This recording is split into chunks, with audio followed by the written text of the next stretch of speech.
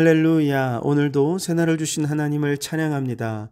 오늘도 말씀으로 시작하는 이 하루가 말씀 충만, 성령 충만한 하루가 되시기를 주님의 이름으로 축원합니다. 오늘은 마태복음 25장 1절로 13절까지 말씀을 봉독해 드립니다. 하나님의 말씀을 경청하시기 바랍니다. 그때의 천국은 마치 등을 들고 신랑을 맞으러 나간 10 처녀와 같다 하리니 그 중에 5은 미련하고 5은 슬기 있는 자라. 미련한 자들은 등을 가지되 기름을 가지지 아니하고 슬기 있는 자들은 그릇에 기름을 담아 등과 함께 가져갔더니 신랑이 더디 오므로 다 졸며 잘세. 밤중에 소리가 나되 보라 신랑이로다 맞으러 나오라 하매 이에 그 처녀들이 다 일어나 등을 준비할세.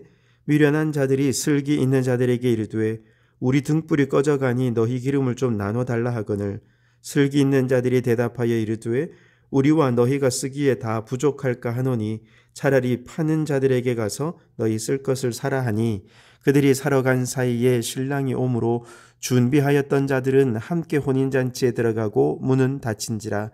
그 후에 남은 처녀들이 와서 이르되 주여 주여 우리에게 열어주소서. 대답하여 이르되 진실로 너희에게 이르노니 내가 너희를 알지 못하노라 하였느니라. 그런즉 깨어 있으라. 너희는 그날과 그때를 알지 못하느니라. 아멘. 오늘도 이 말씀을 통해 우리에게 주시는 하나님의 음성을 듣게 되기를 바랍니다. 마태복음 24장과 25장은 종말에 관한 묵시의 말씀이지요.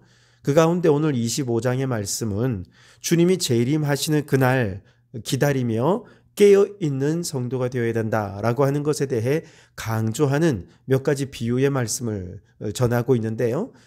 첫째는 10 처녀 비유이고요. 둘째는 달란트 비유이고요. 셋째는 양과 염소의 비유입니다. 이런 비유를 통해서 우리가 이 마지막 때에 주님을 기다리며 영적으로 깨어 있어야 될 것을 주님이 말씀해 주시는데 그 가운데 오늘은 첫 번째 10 처녀 비유에 대해서만 생각해 보도록 하겠습니다. 이 10 처녀 비유를 이해하려면 유대인의 결혼 풍습을 좀 더 잘 이해해야 하는데요. 우선 유대인들은 결혼하기 1년 전쯤에 약혼을 하는 풍습이 있습니다. 약혼할 때는 신랑 될 남자가 신부 될 여자의 집으로 찾아가서 예비 장인 장모에게 상당한 액수의 금액을 지불합니다. 이때 부모가 그 금액을 받고 결혼을 허락하게 되면 이제 예비 신랑은 예비 신부에게 포도주를 한 잔 따르어 주면서 나는 당신을 위해 나의 생명을 바칠 것을 다짐합니다 라고 청혼을 하는 거죠. 그때 여자가 그 포도주를 마시게 되면 청혼을 받아들이고 결혼을 승낙하게 되는 것입니다. 자, 결혼 승낙을 부모님과 당사자에게 받은 신랑은 다시 자신의 집으로 돌아가서 신부를 데리고 오겠다 약속을 하고 그리고 이제 신부를 맞을 준비를 하는 거죠. 그로부터 1년 안에 반드시 돌아와야 결혼을 할 수가 있습니다. 그런데 1년 동안 이제 신랑의 아버지는 똥줄이 타는 거죠. 저들의 혼인집도 마련해야 되고 혼수도 준비해야 되고 준비할 게 한두 가지가 아닙니다.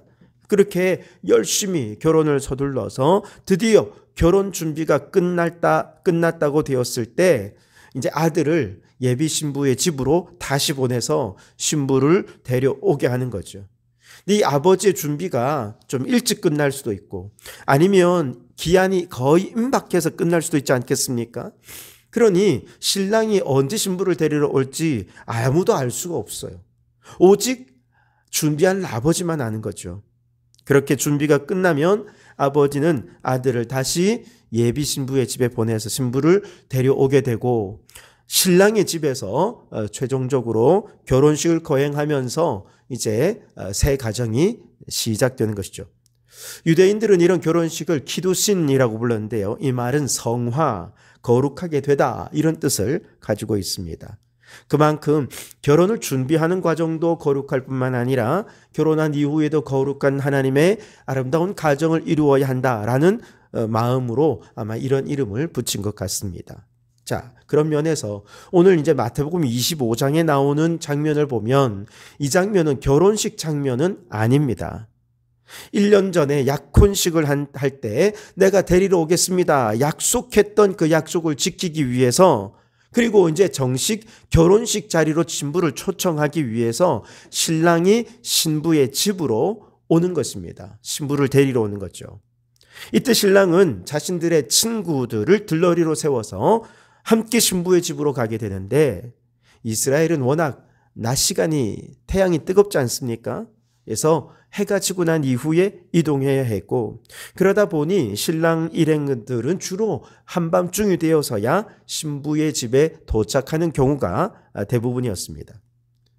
그러다 보니 신부는 언제 신랑이 도착할지 모르니까 항상 깨어서 신랑을 맞을 준비를 하고 있어야 했습니다.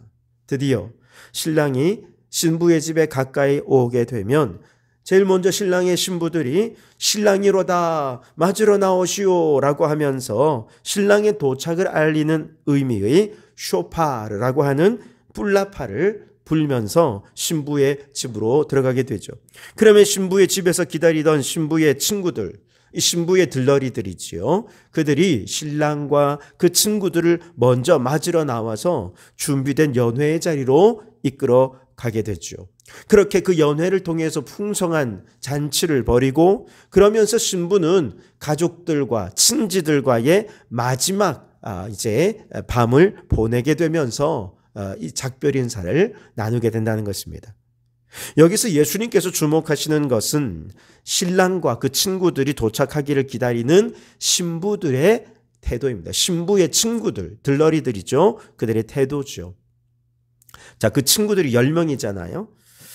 왜 10명이냐? 유대인들은 10명 이상이 되어야 공동체를 이룰 수 있다, 그렇게 생각했습니다. 법정에서 어떤 일에 대해 증인이 필요할 때 2명 이상의 증인만 있으면 됐습니다. 그런데 하나의 공동체를 이루기 위해서는 10명 이상이 필요했어요. 그래서 돈이 아무리 많아도 회당을 세우기 위해서는 유대인 10명 이상이 필요했습니다. 예배의 최소 인원이 10명이었던 것이지요. 또 마찬가지로 장례식의 최소 인원도 10명, 결혼식의 최소 인원도 10명. 그래서 10명의 들러리가 필요했던 것이죠. 자, 그 10명의 처녀들 가운데 5처녀는 슬기롭지만 5처녀는 미련하다는 평가를 받았어요. 이 슬기로움과 미련함의 기준이 뭐냐? 바로 그들의 준비성에 있다는 것입니다. 슬기로운 5처녀는 등과 함께 여분의 기름을 넉넉히 준비했지만, 미련한 5처녀는 등은 준비했는데 그 등을 밝힐 여분의 기름은 준비하지 않았던 것이죠. 마치 전쟁터에 나가는 군인이 총은 준비했는데 총알은 제대로 준비하지 않은 것과 마찬가지입니다. 그래서 미련한 5처녀는 그토록 기다리던 신랑이 왔을 때 신랑을 맞으러 나가는 대신에 그제서야 기름을 사기 위해 전혀 다른 방향으로 달려가면서 결국 신랑과 함께 잔치에 들어가는 영광을 놓쳐버리게 된 것이죠. 자, 이것을 통해 주님께서 말씀하시는 핵심이 무엇입니까? 13절 말씀에 그런즉 깨어있으라 너희는 그 날과 그 때를 알지 못하느니라 그랬습니다. 깨어있으라는 것입니다. 신랑과 그 친구들이 언제 올지 모르니까 이 거룩한 천국 잔치에 들어가기 위해서는 깨어있는 자들이 되어야 한다는 것입니다. 자, 이 비유에 따르면 우리 성도들은 누구냐? 신랑을 기다리는 이 신부입니다. 우리의 신랑은 누구이십니까? 바로 예수 그리스도이십니다. 2000년 전 예수님께서 이 땅에 초림하셨을 때 우리는 예수님과 이미 약혼식을 치른 것이죠. 이 약혼식 때 신랑이 신부의 부모에게 상당한 액수의 돈을 지불해야 한 것처럼 예수님께서는 우리를 신부로 맞이하기 위해서 자신의 생명을 던지셨습니다. 핏값을 지불하시면서 우리에게 청혼하신 것이죠. 고린도전서 6장 20절 말씀처럼 우리는 그리스도의 피로 값주고 사신 그리스도의 신부가 된 줄 믿습니다. 자, 신랑이 신부와 함께 포도주를 나누어 마시면서 신부에게 청혼한 것처럼 예수님께서는 제자들과 함께 마지막 만찬에서 포도주를 나누시면서 이것은 내 피로 세운 새 언약이다 라고 말씀하실 때 내 모든 것을 바쳐서 내가 너를 구원해 주겠다 라고 주님이 우리를 향해 청혼하신 것과 같은 것이죠. 약혼한 이후에 신랑은 결혼 준비를 위해서 예비 신부의 곁을 떠나야 하는 것처럼 예수님도 우리의 결혼 준비를 위해서 잠시 천국으로 떠나셨죠. 하지만 약혼 이후에 1년 안에 결혼을 반드시 해야지요. 그렇다면 1년 안에 반드시 신랑은 돌아오는 것은 확실한 것 아니겠습니까? 마찬가지로 신랑 되신 예수님도 반드시 돌아오실 것입니다. 약속하고 가셨기 때문에 정한 기한 안에 돌아오실 것입니다. 물론 그 정확한 날과 정확한 때는 알 수 없지만 신랑은 반드시 다시 와서 우리를 저 천국으로 데려가셔서 정식 결혼을 하게 될 것입니다. 마찬가지로 신랑 되신 예수님은 거처를 예비하기 위해 잠시 우리를 떠나셨지요. 그러나 때가 되면 우리를 천국으로 이끌어 들이시기 위해서 우리 주님 다시 오실 것입니다. 요한복음 14장 3절 말씀에 예수님께서는 우리를 위한 거처가 예비되는 대로 다시 오실 것을 약속해 주셨습니다.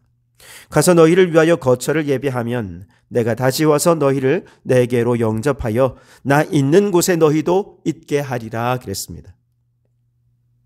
정식 결혼식은 언제 어디서 이루어집니까? 저 천국에서.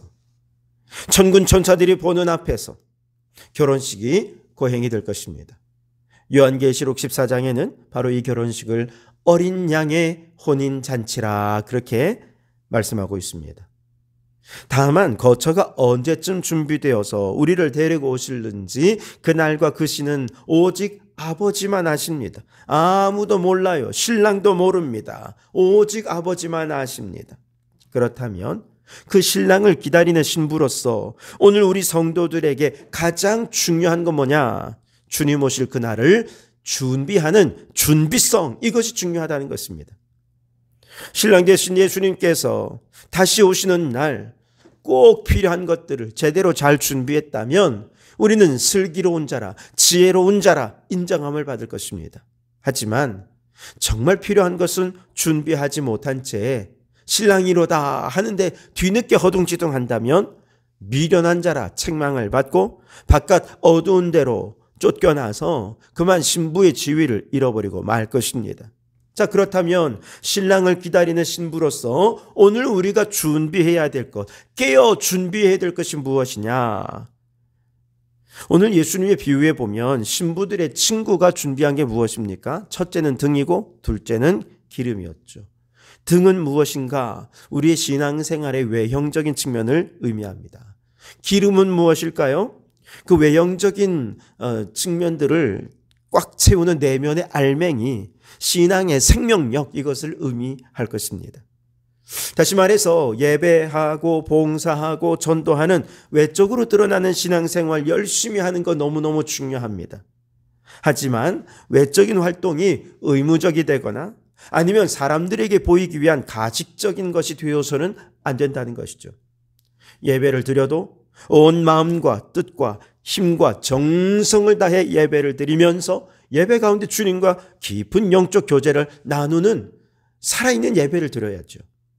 봉사를 해도 기쁨이 넘치는 봉사를 하면서 봉사가 우리에게 즐거움이 되어야지 우리를 소멸시키는 것이 되어서는 안 됩니다. 전도를 해도 한 영혼을 천하보다 귀히 여기시는 주님의 마음을 담아서 전심으로 사랑하며 섬기며 전도를 해야 하는 것이죠. 반대로 마음으로 주님을 사랑한다라고 말은 하면서도 예배에 참여하지 않는다거나 혹은 한 영혼을 천하보다 귀히 여긴다고 말은 하면서도 실제로 전도를 하지 않는다면 그건 준비성이 부족한 것이 되겠죠. 이처럼 늘 우리의 신앙의 외면과 내면을 가득 채우는 일, 이것이 우리가 주님 맞을 준비하며 깨어있는 신앙생활이라 할 수 있겠습니다.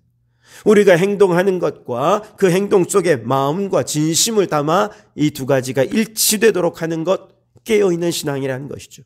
우리의 신앙생활과 일상에서의 삶이 일치되는 것, 경건의 모양만 있는 것이 아니라 경건의 능력이 함께 나타나는 신앙생활을 하도록 온 힘과 정성을 다하는 것, 이것이 깨어있는 신앙생활이라는 것이죠. 그러다가 어느 날 나팔소리와 함께 신랑이로다 맞으러 나오라 라고 말씀하시며 주님 오실 때에 우리는 지금까지 신앙생활을 했던 그대로 우리의 겉과 속이 똑같은 그 깨어있는 신앙생활로 주님을 맞이하면 되는 것입니다. 여러분, 열처녀는 외관상으로 볼 때 모두가 다 등을 들고 신랑을 맞이하는 준비를 하고 있었기 때문에 겉으로 볼 때는 다 깨어있는 것처럼 보입니다.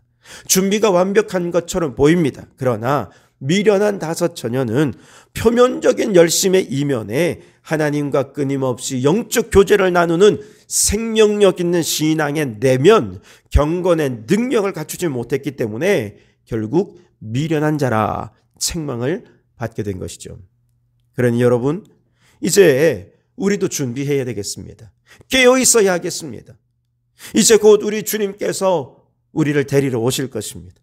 그날을 준비하며 우리가 무엇에 깨어 있어야 되겠습니까? 잠자는 내면의 영혼을 깨워야죠. 영성을 깨워야 하겠습니다. 경건의 능력을 깨워야 하겠습니다. 그렇게 겉과 속이 일치하는 신앙생활로, 경건의 모양과 능력이 일치하는 신앙생활로 주님 오실 때에 슬기로운 처녀다 칭찬받고 주님의 혼인 예식에 참여하게 되는 우리 성도들이 되실 수 있기를 주님의 이름으로 축원합니다. 기도하겠습니다. 하나님, 죄로 인해 죽을 수밖에 없는 우리를 구원하여 주신 것도 감사한데 그 핏값으로 우리를 주님의 신부 삼아 주시니 감사합니다. 주님의 피의 포도주를 마시며 주님의 청혼을 감히 받아들입니다. 이제 곧 거처가 예비되면 주님께서 천상에서의 어린 양의 혼인잔치를 위해 다시 우리를 데리러 오시마 약속해 주셨으니 반드시 오실 것입니다. 그러니 그날까지 깨어 주님 맞을 준비하는 저희들이 되게 해 주시옵소서. 우리 신앙생활이 표면적인 외형적인 것에만 그치지 않게 도와주시고 내면에 생명력 있고 사랑 넘치고 성령 충만한 신앙생활을 이어가게 도와주시옵소서. 그렇게 늘 깨어있는 준비된 믿음으로 주님을 기다리다가 주님 오시는 그날 기쁨으로 주님을 맞이하며 천국 잔치에 들어가는 저희들이 되게 해 주시옵소서. 예수님 이름으로 기도하옵나이다. 아멘.